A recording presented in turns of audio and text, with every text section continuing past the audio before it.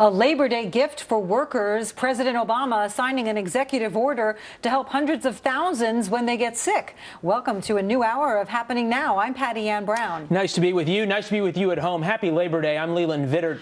The president unveiling a new benefit, paid sick leave, ordering federal contractors to offer employees up to 7 days a year.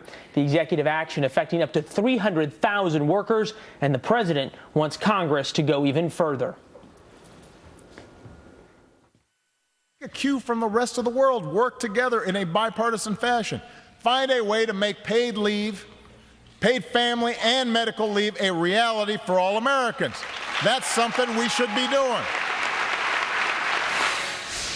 Kevin Corke is live at the White House. Kevin, very interesting here. He wants Congress to act, but he's acting on his own first with an executive action.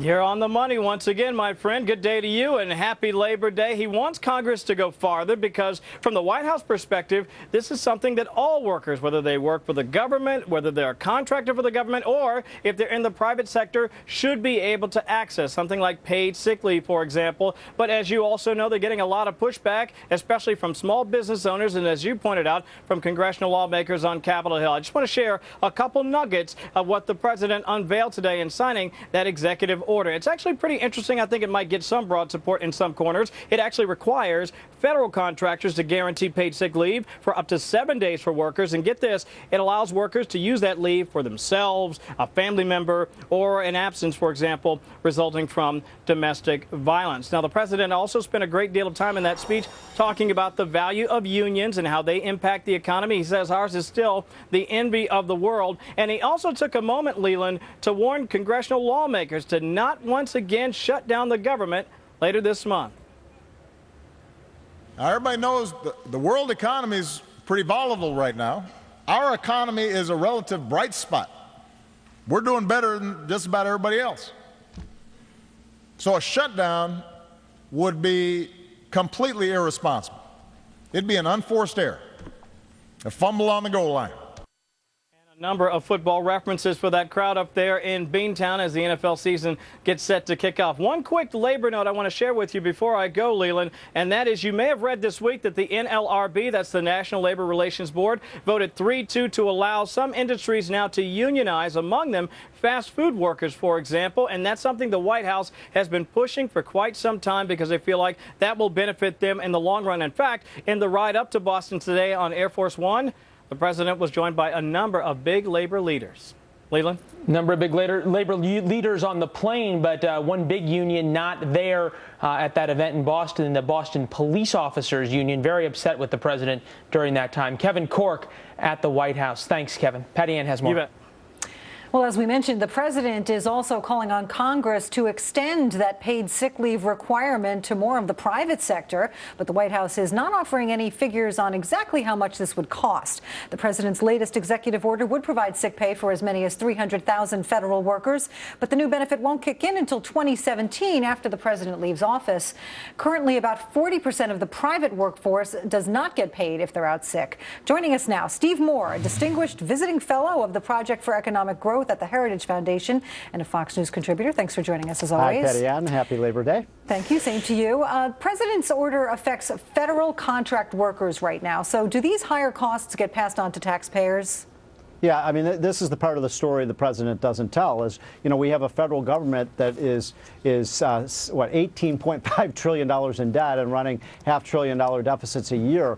The federal government should be trying to find ways to reduce labor costs. And of course, this additional cost will eventually be passed on to taxpayers when it's not affordable right now. I mean, quite frankly, when we've got these enormous deficits. You know, it's interesting, Patty, and I remember many years ago when it was President Bill Clinton passed a law requiring requiring companies to provide unpaid leave to employees for medical reasons. And I remember President Clinton and others liberals said, this is not paid leave, this is unpaid leave. And I knew the day was going to come when the federal government and liberals would come back and say, no, we want these companies to pay for paid benefits. That's going to be expensive. We don't know exactly the cost yet, but it could be in the tens of millions of dollars. And in other cases, do you expect some companies to cut jobs rather than absorb that extra cost or charge it to the federal government?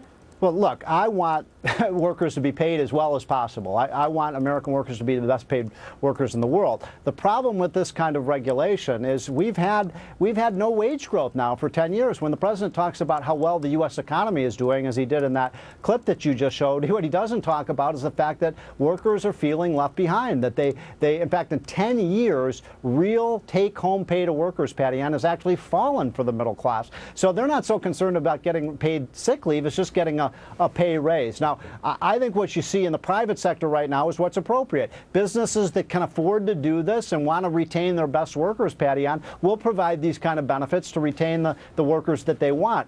One of the problems I have with this that's not being discussed is, you know what businesses get hit hardest with this kind of regulation is the small businesses that are trying to compete for federal contracts, but that might not be able to afford these extra costs. And President Obama, as we mentioned, is doing this by executive order, but he's waiting to enact it until 2017 after he leaves office. Does this suggest that he knows this is going to negatively affect small businesses and the economy? Well, I would never impugn his motives here, Patty. But the starting date is interesting, isn't it? That these costs will now be imposed on the next president, not him. So I did find that to be very curious. And again, you know, when you have these big budget deficits and you're doing everything you can, hopefully Congress is to try to reduce these costs. To add these extra costs, I think, is fiscally responsible. I will guarantee you this Congress would never approve something like this. I don't think you would get, you know, very many Republican votes for this. And this is going to set up a big battle royale, because I think some in Congress may try to repeal this in the federal appropriations bills. Interesting. He's looking to have Congress expand it and make it a requirement for many companies in the private sector, but it might actually go the other way. You know, supporters of this say, you know, the United States right now is the only industrialized nation that doesn't guarantee workers sick pay. And the Labor Department says it's going to pay for itself, as you pointed out, by helping companies to keep their good workers. But is there data to back up that that's going to cover the cost of this at the federal level? Well, this is a really key point about why I think mandatory paid leave is a bad idea. You know, when I talk to employers, and that's my job, Patty Ann, to find out, you know, how they return the workers, how do they find good workers, and what they tell me is, look, for really good workers, the ones that we want to keep, the ones who are not slackers, yeah, we want to provide them whatever benefits it takes to keep them, you know, employed by us. But there's also, let's face it, we all know people in the job force that are slackers, that take days off, that, you know, may, you know, if they have a sniffle, you know, call in sick. Those are the workers that a lot of these employers don't want to have to provide a free day's pay for. So you're going to get more people calling in sick as a result of this kind of legislation, and that's going to cost big, you know, these small businesses. And the reason for that, Peggy, I want to be very clear about this. The big federal contract was Boeing. They can afford this, right? They can afford to absorb these extra costs. It's the employers with, you know, 25 or 30 employees that want to get a federal contract. And let's face it, the federal government is a $4 trillion enterprise, so there's a lot of money sloshing around. Those are the ones who are going to get hit really hard by this. All right, Steve Moore, thank you as always. Happy Labor Day. Okay, you too. Thank you.